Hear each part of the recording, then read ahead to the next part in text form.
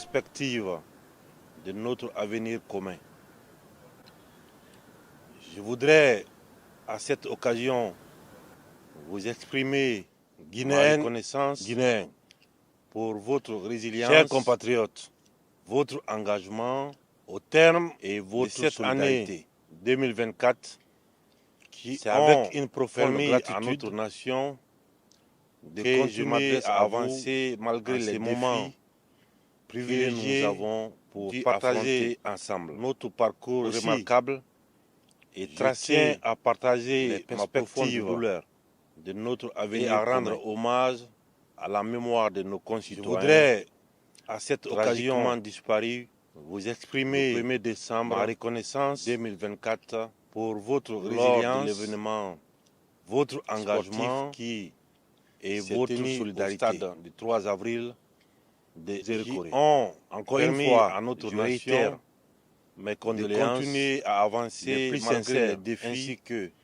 celles du gouvernement dû affronter du peuple souverain de Guinée, aussi aux familles endeuillées. Je tiens à partager ma profonde douleur et à rendre hommage à la mémoire de nos concitoyens tragiquement disparus le 1er décembre 2024 lors de l'événement sportif qui s'est tenu au stade du 3 avril de Zérekoré. Encore une fois, je réitère mes condoléances les plus sincères ainsi que celles du gouvernement, du peuple souverain de Guinée, aux familles endeuillées. À ceux qui ont perdu des êtres ou qui ont été touchés par cette tragédie, je tiens à leur exprimer au nom de toute la nation notre solidarité et notre soutien indéfectible. Chaque douleur, chaque peine vécue par un Guinéen nous concerne dans les moments difficiles. En tant que peuple, nous avons toujours su rester unis, solidaires et déterminés à surmonter les épreuves ensemble. Au cours des 12 derniers mois, notre vaillant peuple a une fois de plus démontré son courage, sa détermination face aux difficultés pour relever de nombreux défis, afin de renforcer nos acquis sur tous les plans et réaliser de grandes transformations profondes de notre pays pour le bien-être de la population. Cette année, la Guinée s'est affirmée comme un acteur déterminé sur la scène internationale. Notre diplomatie s'est encore considérablement renforcée et nos partenariats se sont consolidés. Notre voix résonne plus fort que jamais grâce à nos initiatives pour une coopération africaine et internationale plus intégrée et solidaire. En quelques années, la Guinée a atteint un nombre record de représentations diplomatiques dépassant 40 pays, ce qui témoigne de la confiance que les nations placent dans notre engagement pour le développement socio-économique durable et responsable de notre pays. Ces indicateurs démontrent que nous sommes résolument sur la bonne voie. Nous avons activement contribué à la construction d'une Afrique plus unie, plus forte, plus résiliente, tout en promouvant la paix à l'échelle mondiale. Ensemble, nous avons montré que la Guinée n'est plus un simple observateur, mais plutôt un leader engagé dans la gestion des affaires africaines et mondiales. Nous continuerons de renforcer davantage nos relations avec les pays frères du continent et du monde entier pour le bien-être de notre population et consolider une communauté de destin partagé. Fort de ce leadership, dans un esprit panafricain, la République de Guinée continuera à apporter son soutien indéfectible au Mali, au Burkina Faso, au Niger, pour la réussite de leurs transitions respectives. Encore une fois, la division n'arrange que celui qui divise. Nous devons continuer à nous concentrer pour trouver des solutions africaines pour le bien-être de nos populations. Sur le plan national, nous avons entrepris des réformes structurelles profondes pour renforcer nos institutions, garantir une gouvernance plus transparente et responsable et lutter contre la corruption. Nous avons également mis en place des mécanismes pour renforcer la justice sociale, afin que chaque citoyen guinéen puisse jouir pleinement de ses droits et bénéficier des fruits de notre développement commun. Guinéennes, Guinéens, chers compatriotes, depuis notre engagement à faire la justice la boussole de la refondation, nous avons posé des actes décisifs pour continuer à consolider le vivre ensemble. Notre engagement inébranlable s'est articulé autour des trois axes essentiels de la refondation de notre nation qui représentent les objectifs clairs de cette phase de la vie de notre chère patrie. L'axe social pour rétablir le vivre ensemble, l'acte économique pour amorcer le processus de développement socio-économique durable de notre pays afin d'assurer le bien-être de la population, et l'axe politique pour bâtir un état de droit à travers la mise en place des institutions fortes et crédibles avec la justice comme boussole pour nos concitoyens. Chacun de ces actes a été renforcé par des actions concrètes et visibles qui démontrent que la Guinée avance, que la Guinée se relève et que la Guinée se projette vers un avenir meilleur.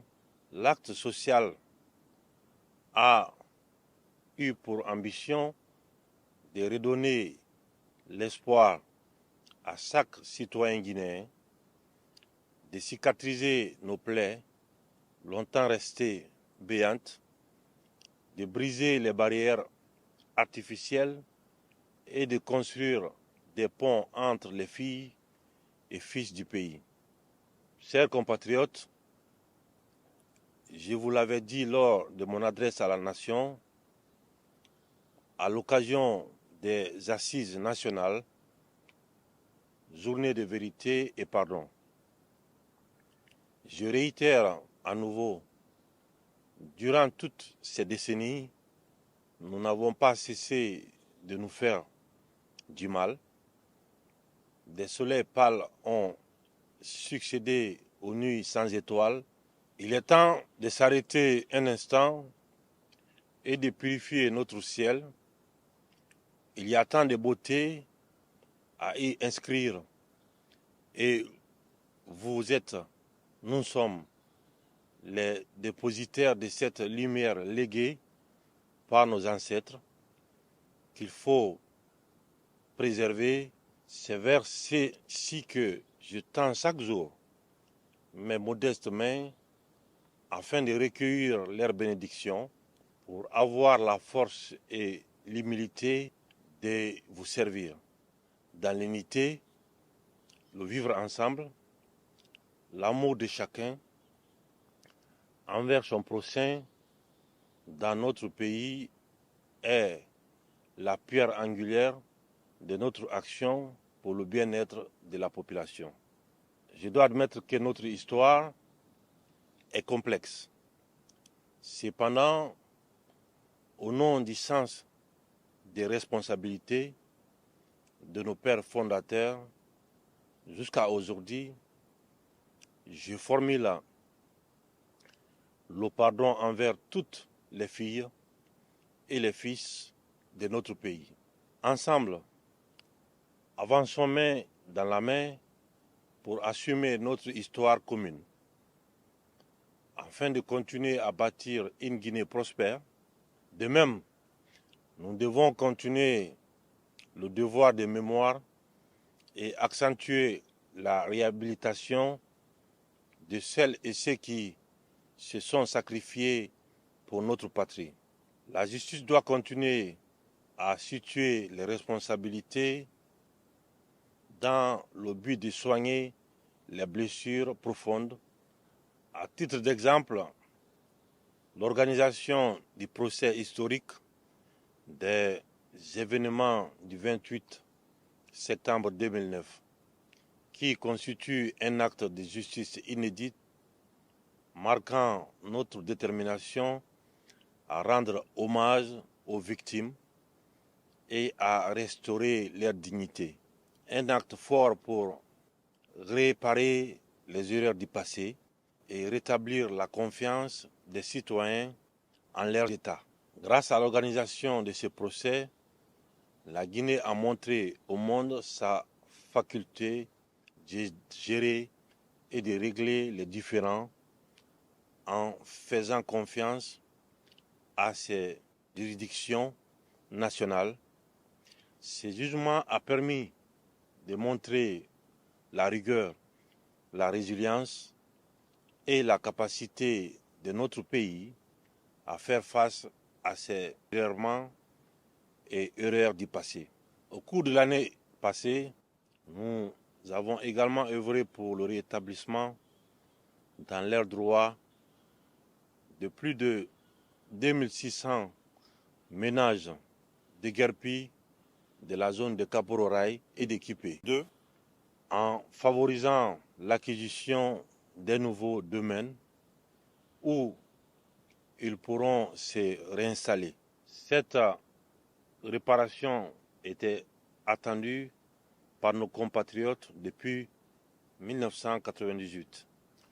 Depuis notre prise de responsabilité, nous avons œuvré pour un renforcement significatif des services de base, notamment dans les domaines de la santé, de l'éducation et de l'accès à l'eau potable.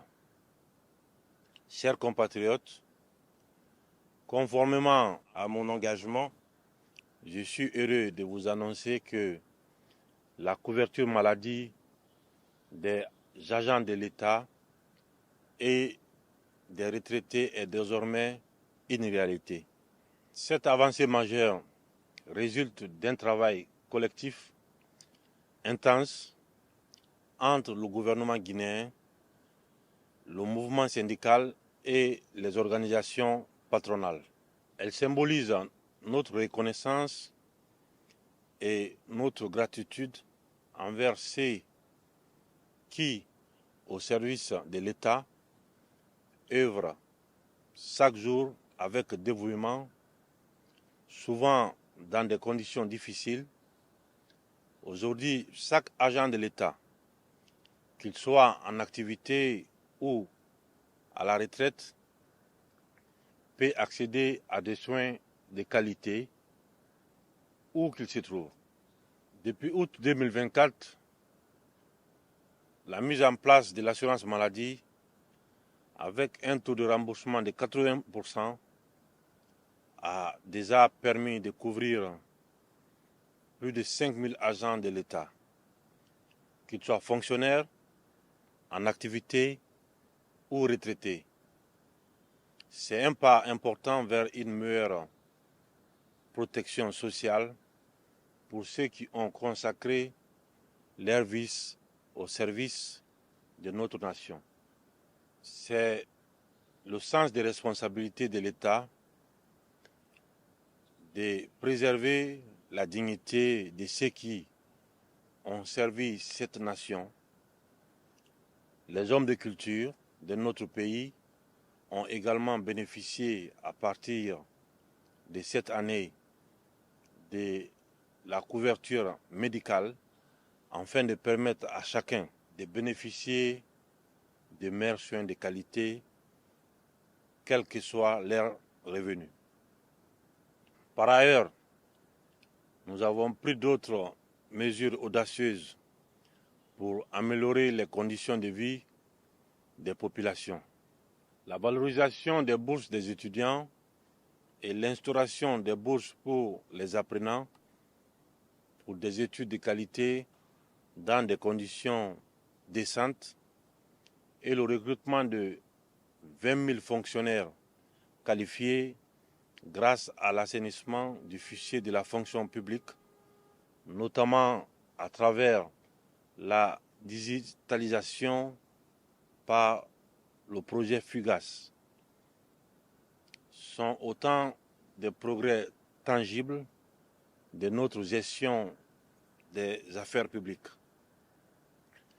Nos efforts se sont également poursuivis par des aides directes en faveur des ménages les plus vulnérables et une intensification des mesures pour protéger les femmes et prendre en charge les victimes de violences. Sur l'axe économique, les transformations engendrées notamment grâce à une gestion minière rigoureuse incarnent véritablement notre ambition économique pour la Guinée. Les ressources qui seront générées par les mines du projet Simandou et la transformation locale des minerais par la construction des raffineries nous ouvrent des perspectives heureuses d'avenir. Le corridor reliant l'Est à l'Ouest de la Guinée sera un grand catalyseur du développement socio-économique. Il ouvrira de nouvelles opportunités commerciales et désenclavera nos régions tout en favorisant un écosystème économique dynamique et inclusif. Le projet Simandou permettra un transfert massif de compétences et de technologies, favorisera la formation de notre jeunesse et renforcera notre souveraineté économique. Avec le projet Simandou, des milliers d'emplois directs et indirects sont en train de voir le jour. À date, plus de 33 000 emplois déjà créés sur le corridor. Ces créations d'emplois seront accompagnées de projets sociaux qui amélioreront concrètement le quotidien des populations dans les zones concernées. Grâce à ces réalisations, nous préparons une Guinée où chaque région participera activement au développement national. Notre gestion rigoureuse de l'économie a porté des fruits parmi lesquels peuvent être cités la croissance économique exceptionnelle de 6,1% 2 fois supérieure à la moyenne en Afrique subsaharienne. Une maîtrise de l'inflation à 7% malgré les chocs mondiaux et l'explosion des dépôts de carburant avec un déficit de 3%, figurant ainsi parmi les plus faibles d'Afrique et le taux d'endettement représentant 33% du PIB. Des avancées majeures en matière de transparence avec l'introduction du e-procurement, la digitalisation du fichier unique de gestion administrative et de la solde, FUGAS, la numérisation des paiements sociaux, pensions, allocations, etc. et le renforcement de la gestion publique. Guinéens, chers compatriotes, le programme de développement socio-économique durable et responsable de la République de Guinée pour les 15 prochaines années, dénommé Simandou 2040, dont le projet Simandou est une composante essentielle, incarne notre vision ambitieuse d'une Guinée moderne et prospère. Avec ce programme, nous mettons l'accent sur l'industrialisation et les pratiques agricoles durables pour garantir la sécurité alimentaire et transformer notre pays en un acteur majeur de l'économie verte. L'éducation, notamment celle des filles, est un enjeu clé pour l'avenir de notre pays. Reste au centre de nos priorités. Nous investissons dans l'éducation et la formation des futures générations tout en promouvant et en modernisant également le système éducatif pour réduire les disparités entre les zones rurales et urbaines. Le développement d'infrastructures touristiques en cours à Conakry et dans les régions contribue au rayonnement culturel de la Guinée et renforce son attractivité touristique tout en valorisant notre patrimoine naturel et historique. Notre pays a un potentiel culturel et touristique exceptionnel. Nous continuerons à conjuguer les efforts pour le succès du projet Branding Guinée, dont l'un des objectifs est la valorisation de notre culture. La promotion de la destination Guinée à travers le tourisme qui est un levier économique important de l'avenir de notre pays. Dans le domaine de l'infrastructure, des transports et des technologies, le bitumage de plus de 1000 km de routes déjà achevées, des ponts, des échangeurs et réseaux de transport comme le pont à péage de Tanene, long de 126 mètres, permettra de désenclaver nos régions, d'améliorer la mobilité et de connecter davantage nos régions pour fluidifier les échanges commerciaux et culturels. Ces infrastructures sont essentielles pour stimuler notre économie et favoriser l'essor des secteurs clés comme l'agriculture, le commerce et le tourisme. En outre, nous investissons dans les réseaux de transport en commun modernes pour fluidifier la circulation urbaine, notamment dans le Grand Conakry, et améliorer la qualité de vie de nos concitoyens. Les résultats seront visibles en 2025.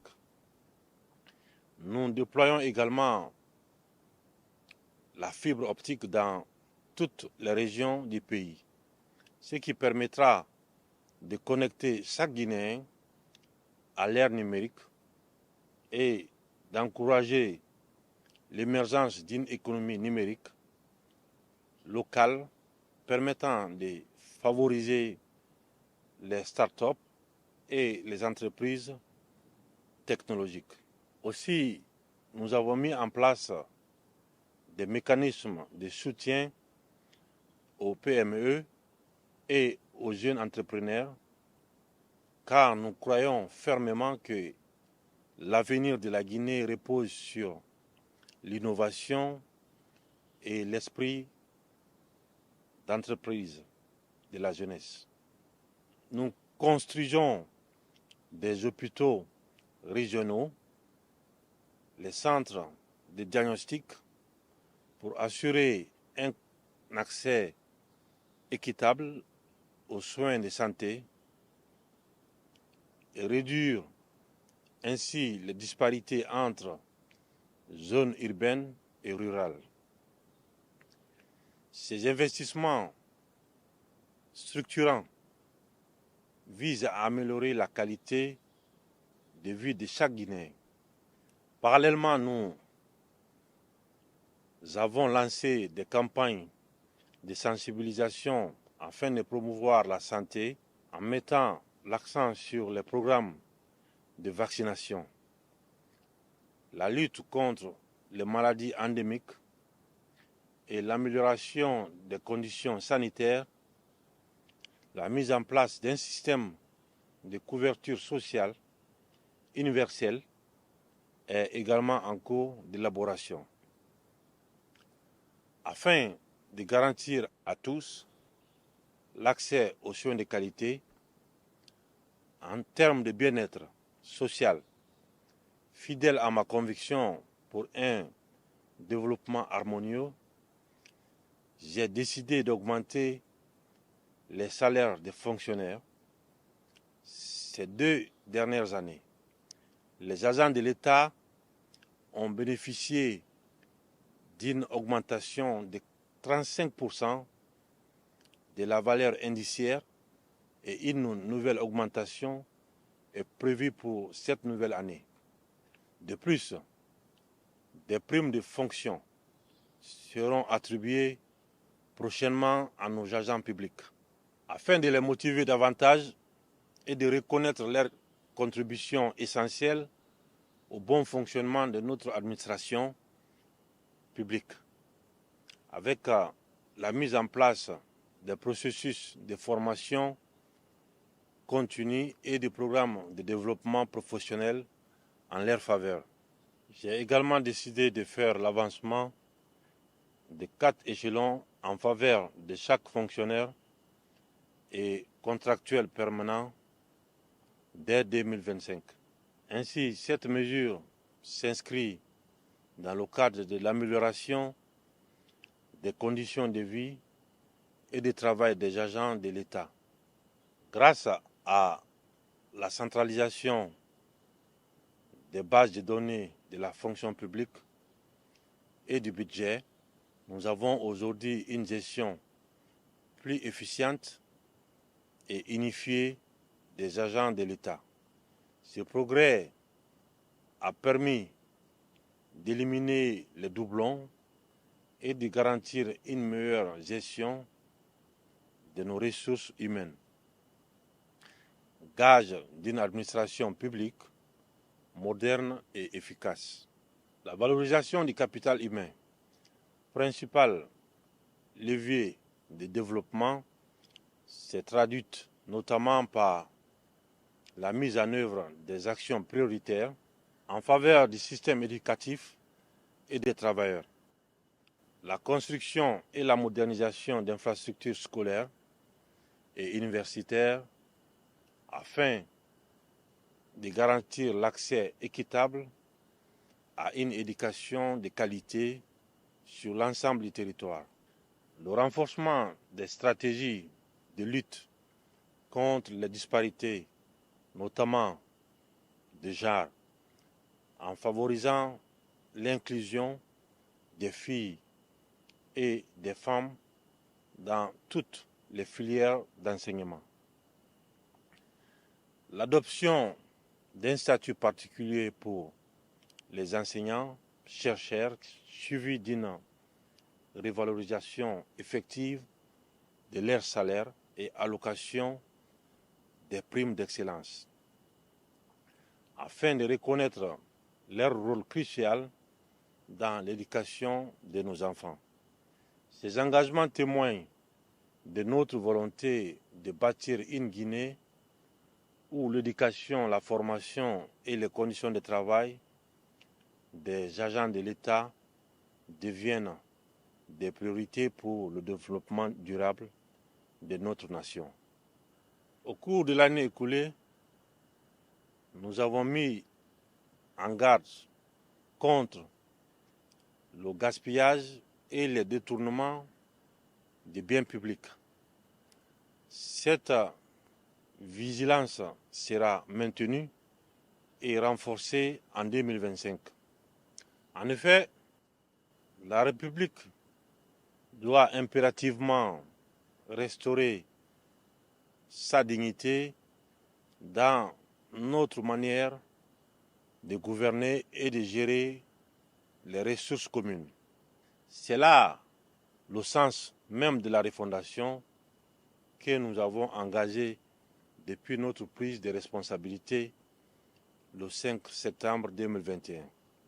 Guinéennes et Guinéens, chers compatriotes, concernant l'axe politique de la refondation, nous avons un objectif clair, celui de bâtir des institutions solides, capables de résister au temps et à la tentation des hommes. Ces engagements se traduisent, entre autres, par les réformes profondes suivantes. Le recensement général de la population et de l'habitat. Le programme national de recensement et d'attribution d'un identifiant unique, PNRAVEC, garant d'un fichier électoral fiable et moderne. L'adoption d'une nouvelle constitution par voie référendaire qui reflète les aspirations de notre peuple et jette les bases d'une gouvernance stable et démocratique. L'organisation des différentes élections présidentielles, législatives et communales dont la vulgarisation est en cours partout sur le territoire national pour une meilleure compréhension par nos concitoyens. L'année 2025 sera une année électorale cruciale pour parachever le retour à l'ordre constitutionnel. Ces différents processus électoraux se veulent transparents, inclusifs et respectueux des valeurs républicaines que nous partageons.